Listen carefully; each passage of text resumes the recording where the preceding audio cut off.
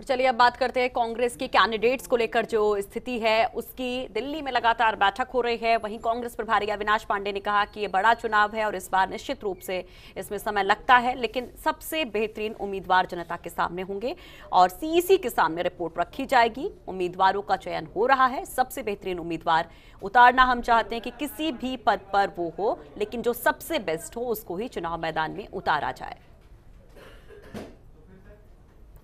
तो अविनाश पांडे ने आखिरी दौर की बैठक हो चुकी है। आपने जैसा कहा कि लगभग सभी नामों पर सहमति बन गई है। पहली लिस्ट कब तक आएगी और समय कम बचा है? जैसे मैंने कहा, ये एक बड़ा चुनाव होता है। ये लोकसभा का चुनाव जो है ये 8 विधानसभाओं को मिलकर होता है और इसमें निश्चित रूप से थोड़ा सा समय लगता है सबकी सर्वसहमति प्राप्त करने में।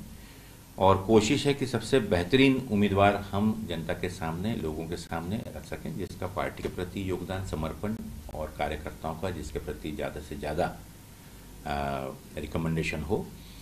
छानबीन की समिति की जो प्रक्रिया है वो प्रक्रिया पूरी हो गई है और हमारी जो केंद्रीय चयन समिति होती है, हमारी सीईसी, तो उस सीईसी के सामने में ये रिपोर्ट रखी जाएगी।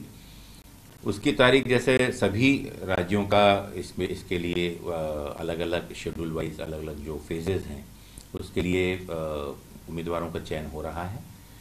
तो जैसे भी केंद्रीय समिति का इसके लिए अप्रूवल होगा, इसकी घोषणा कर दी जाएगी। सर, कुछ सीटों पर बताया जा रहा है कि दिग्गज जो कैबिनेट मंत्री हैं और अन्य पदों पर सरकार में हैं, उनको भी लड़वाया जा सकता है। सबसे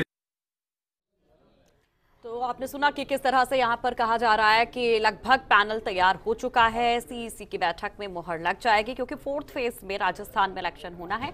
इसलिए पहले जो शुरुआती 3 फेज हैं, जो बाकी स्टेट्स हैं, वहां को लेकर फैसला होगा।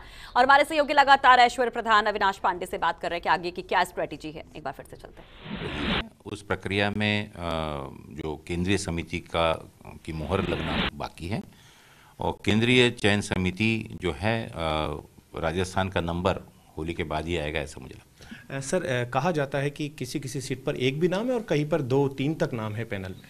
देखिए, पैनल होते हैं ये सर्वसहमति से, कहीं एक नाम 2 नाम, क्योंकि बराबरी के देखिए पार्टी के अंदर में बहुत सक्षम नेता अवेलेबल हैं, मौजूद हैं, जो इच्छुक हैं और वहाँ की जनता भी पसंद करती है।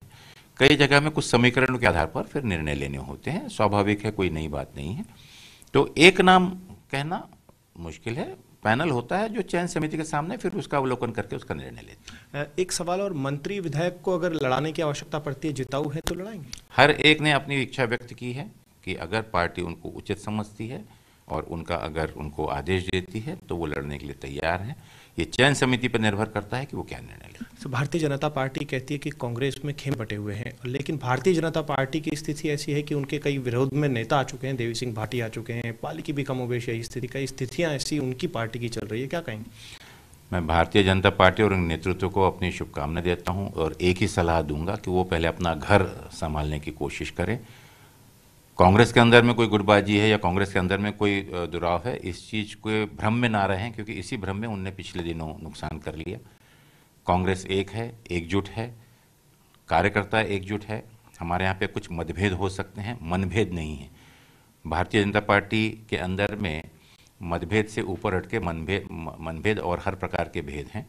तो इससे बेहतर होगा, मुझे पूरा विश्वास है और मुझे गर्व है बोलते हुए कि राजस्थान में कांग्रेस का नेतृत्व, कांग्रेस के कार्यकर्ता, कांग्रेस के सभी नेतागण बहुत ही जिम्मेदारी के साथ में, और जब प्रदेश की जनता ने जो उनको जिम्मेदारी दी है प्रदेश चलाने की, तो अपने जिम्मेदारी का एहसास करते हैं और कोशिश करेंगे कि और बेहतर लोगों तक हम अपनी सेवाएं प्रदान करें। सर, एक आखिरी सवाल और, कि कई बार ऐसा चर्चाओं में होता है कि कोई बाहरी कैंडिडेट आ जाए या किसी दूसरे डिस्ट्रिक्ट से आ जाए, इस तरीके का होगा क्या इस बार?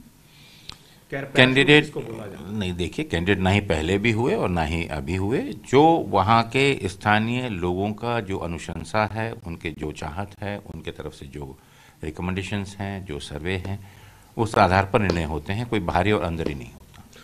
शुक्रिया सर।